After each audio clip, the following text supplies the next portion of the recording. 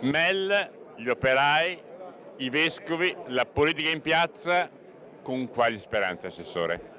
Ma intanto con la convinzione che dobbiamo tenere tutti una posizione molto unitaria e coesa, e credo che la piazza lo dimostri, dai vescovi, non credo sia mai accaduta una cosa del genere, al mondo del lavoro che ovviamente è sempre presente, ma anche a tutta la politica. Qui non ci sono distinguo, noi dobbiamo dire con chiarezza e con fermezza che queste due realtà, perché in questo territorio insistono due realtà di particolare rilevanza produttiva e occupazionale, noi dobbiamo difendere queste due produzioni che sono entrambe strategiche per l'Italia.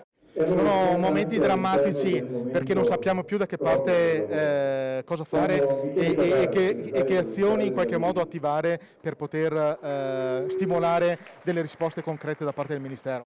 Come governo noi abbiamo cercato di poter lavorare con le due aziende della CICI di Standard. Per la CICI ci sono di fatto due possibilità, quella che secondo me è più possibile è chiaramente una grande azienda già del territorio, ha fatto importanti investimenti, siamo pronti per una nuova NewCo mettendo a disposizione attraverso il fondo di salvaguardia 10 milioni di euro per la continuità dell'attività dello sviluppo dei compressori, della loro produzione per ACC.